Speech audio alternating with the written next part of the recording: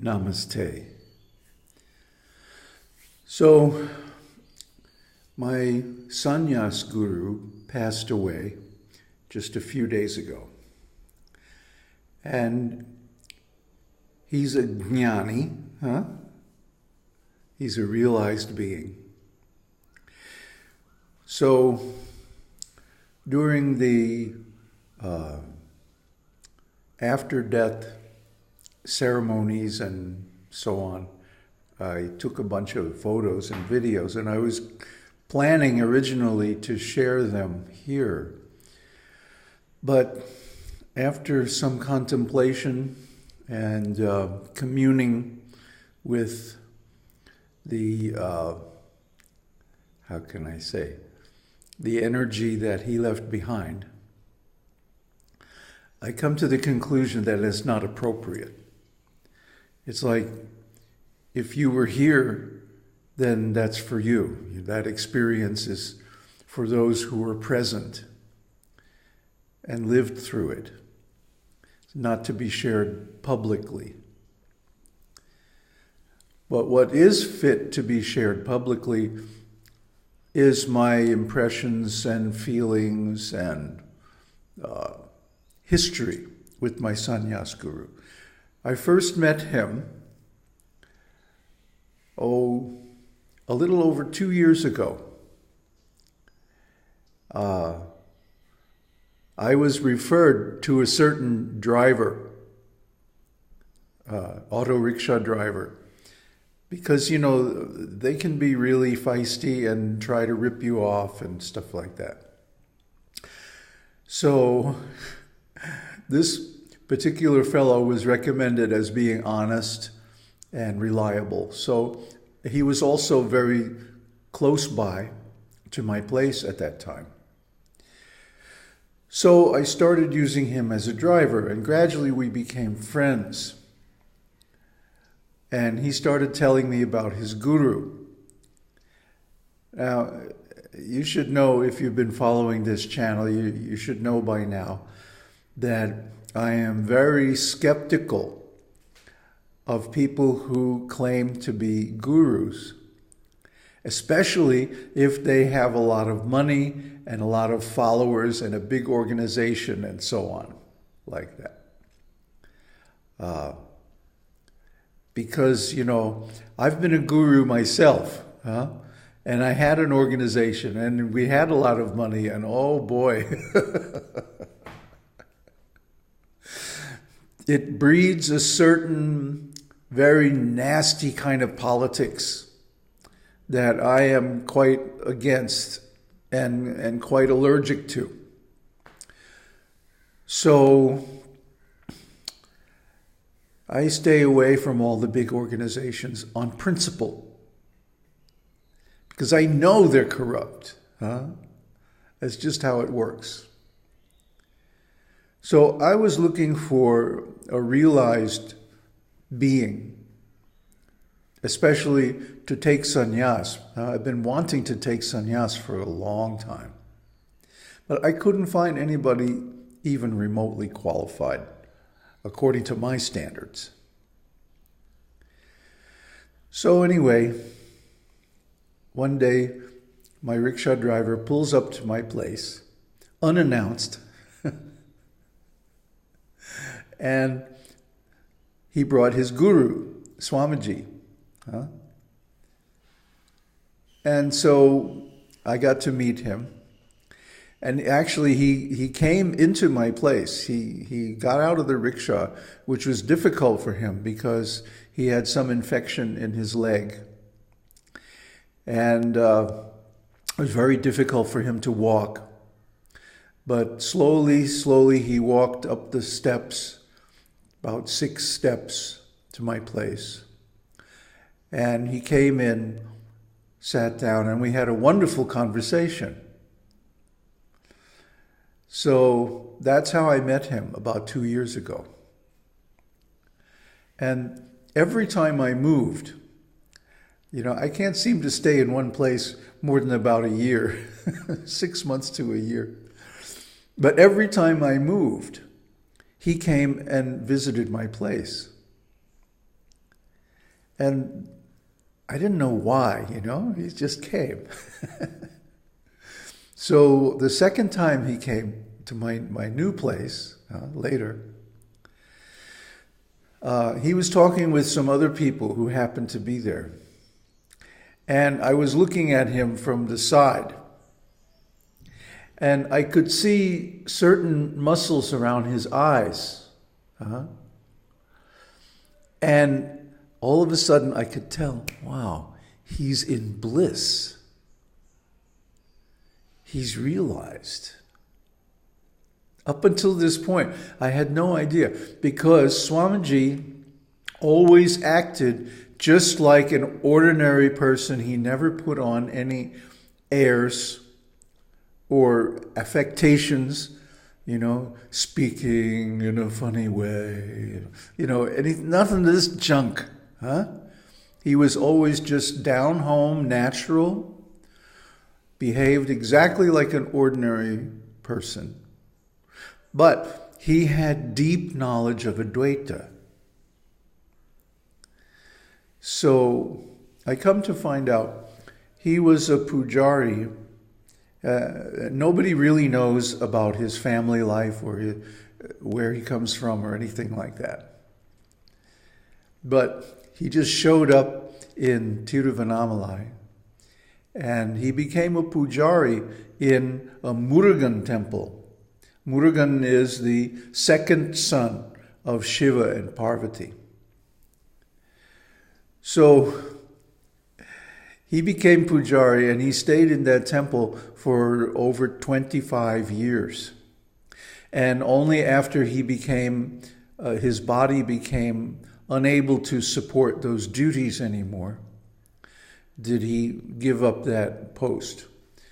But he would always go, after the temple closed for the evening, he would go to a certain bench on the Pradakshina path around the holy hill. And he would sit there, and anyone who came by could ask questions or get support from him. So this is the kind of a sannyasi he was. He was not at all showy or artificial. He was just natural and beautiful and down home. So this is the kind of guy I like. Very simple. By simple, I mean, it's not like he has one face that he shows the public and another face that he shows in private. He's just who he is at all times. He doesn't change. So I got to observe him quite a bit, and especially as he reached the close of the life. He was staying in an old sannyasi's home, a sadhu's home. He had to stay there because he couldn't take care of himself any longer. He took care of himself for as long as he could. But then when it just became impossible, he had to move there and get, 24 hours care. So he was staying there in a simple cot on the side of the building, under just a tarp for a roof. Very simple.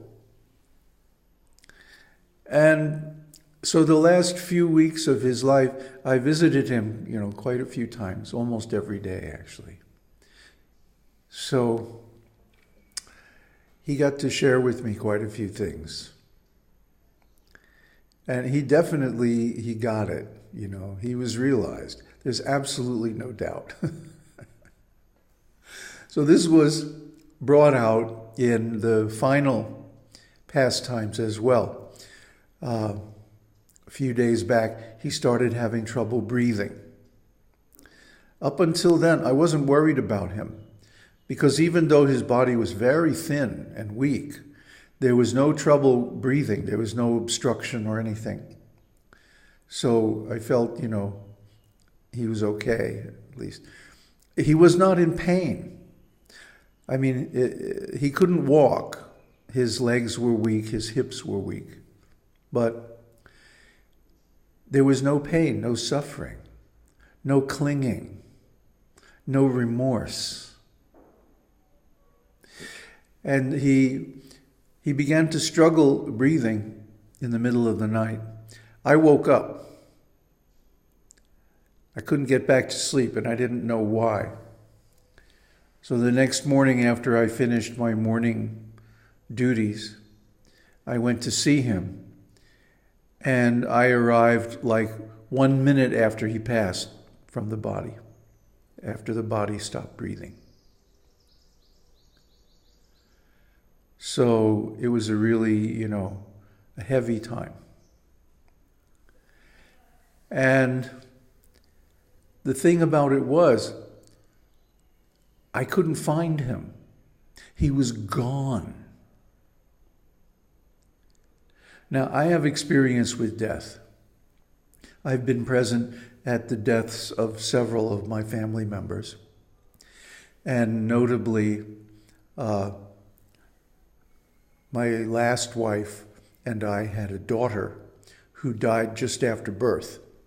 There was something wrong with her lungs and she couldn't breathe. So she passed away literally in our arms. And I could feel her go, far, far, far, far away. I could feel her. I could sense her. But with Swamiji, he was just gone, evaporated, melted into the ethers. I couldn't find any trace of him. Only silence. So, of course, there was suddenly a lot of activity and people coming and visiting and like that. But later on in the afternoon, I stayed with the body the whole day. And later on in the afternoon, there was a quiet time, about 2 o'clock. From 2 to 4 o'clock, there was just real good silence. And I was able to go deep, deep in meditation. And I found him. I tracked him down. And he was very high. Very, very high. He was just glowing. Effulgent like thousands of suns. He was like merging into the Brahman. Now, I don't know. I'm certain that he got moksha, but I'm not sure what kind of moksha he got. He's certainly eligible for Sayuja Mukti if he wants. And, he's in a wonderful place. He's in a great place. So this is the thing. When a Jñānī dies and leaves the body, there is no more mind, personality, ego, memories, desires, all of these different things that most people carry around with them, all this baggage. There's no identity anymore. There's no sense of a separate self. They just disappear.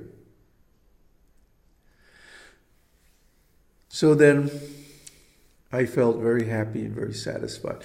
And then I got inspired to look in a certain passage of the Lalita Sahasranam. He's the one who got me started. I should have said this right in the beginning. He's the one who pointed me at the Sri Vidya. I was trying to study Ramana's teaching, and I met with a lot of confusion because there's some terribly wrong misinterpretations of Ramana's teaching going around. And it leads to people being all up in their heads, all intellectual, with no heart and certainly no gut. So I don't like that at all, I couldn't find anybody who could even give me advice because I couldn't find anyone who I felt was in a balanced state of development. They were all over-intellectual, overthinking everything. That's a disease in India. especially among spiritual people, to think that they can get everything simply by thinking.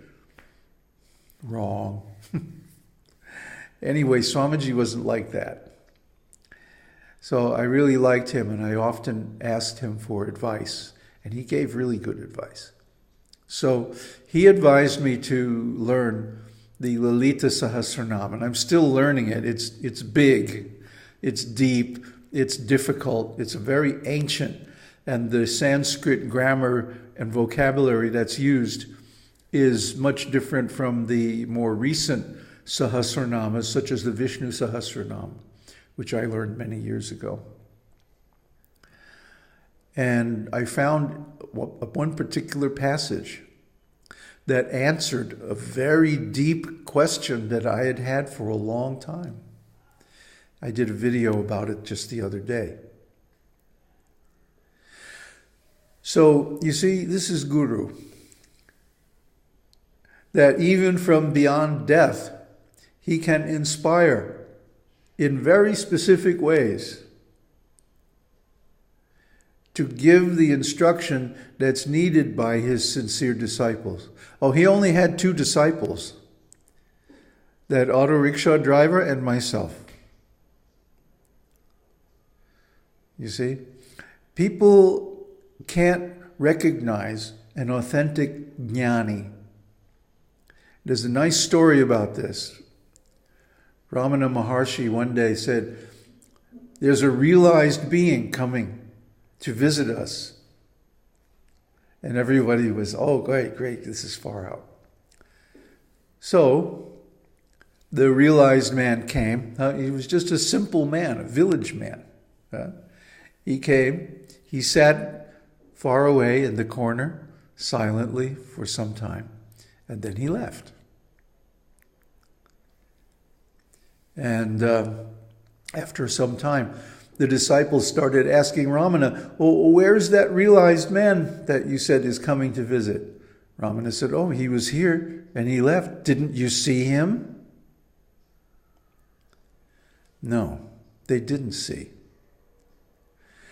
Because there's a phrase, it takes one to know one. It takes a realized soul to recognize a realized soul. Ordinary people can't. And this is why these phony gurus have so many followers and so much money and everything. They put on a good show. It's like they're waving a flag. Hey, I'm realized. I'm a guru. Yo, right? Come on. But the actual realized being doesn't do that. He doesn't start a big organization. He doesn't have many, many disciples. He is just what he is. He's not trying to do anything. He's not trying to make anybody else do anything either. So this is real guru. This is real authentic bhakti, jnana. This is the real thing. And so I was so fortunate to meet Swamiji. And now I have no worries about him at all. Aum Tat Sat. Aum Harihi Aum.